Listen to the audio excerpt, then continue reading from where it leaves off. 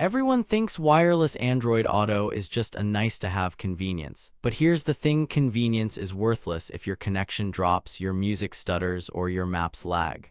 The surprising truth? Paying a bit more for the Hieha Wireless Android Auto might actually cost you less in frustration than the bargain bin dongles, because stability beats specs when you're behind the wheel. I went in skeptical, tested it over 2 weeks of daily commuting and a weekend road trip, and what I found flipped my expectations. Before we dive into what I discovered, quick heads up. If you're already curious and want to check the best current price or compatibility notes, the link's below. But hang on, because some of my test results ran counter to what the marketing claims, in a good way and a few not-so-good ways. Here's why I even needed this thing. I was done with tethered cables. I've chewed through 3 USB-C cords this year alone. My phone case doesn't always seat cleanly, the cable snags on the shifter, and every cold morning I end up fumbling just to start maps. I drive a 2019 daily and hop into a 2021 crossover on weekends. Both have wired Android Auto. The dream was simple: hop in, ignition on, maps up, Spotify going, no cables. But I've been burned. 2 no-name wireless adapters either took 45 seconds to connect or randomly rebooted mid-call. I was ready to give up and stay wired. Then I picked up the Hieha because it kept popping up as a mid-priced, dual-band option that claims fast auto-connect and OTA updates.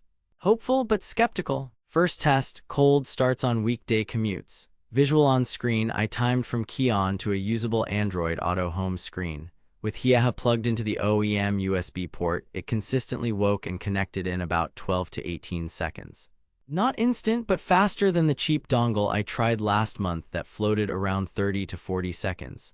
Steering wheel media controls worked immediately, and auto reconnect after a quick gas stop took roughly 6 to 10 seconds. But then I hit downtown. Second test: urban RF chaos. Picture dense Wi-Fi, lots of Bluetooth devices, and multi-level parking. This is where many adapters hiccup. I ran Google Maps with live traffic, Spotify at high quality, and a WhatsApp call. The Hieha stayed locked most of the time. I did catch 2 brief audio hiccups across 5 days, each a 2-second stutter when I pulled out of the garage and the phone switched between LTE and 5 GHz Wi-Fi. The session didn't drop, it recovered on its own. That's better than my previous dongle, which needed a full unplug. But then came the highway run, 2 hours each way, wireless charging on a MagSafe style mount. Wireless charging amplifies heat, which can cause thermal throttling. I tracked latency by tapping skip on the wheel, about a quarter-second delay between tap and action, which is normal for wireless AA. Voice prompts were in sync with on-screen animations. Video or gaming latency is irrelevant here. Over the whole trip, I had 1 reconnection event after I moved the phone from a pocket to the charger. It rejoined in about 9 seconds without me touching anything. Call clarity: the far end didn't notice any artifacts and the car's mic worked just as if it were wired. But then I tested the edge cases. Backup camera interrupting the head unit, then returning to Android Auto. The Hieha resumed immediately every time in the 2019 sedan, but in a 2018 hatch I borrowed, the head unit paused a beat longer before AA returned.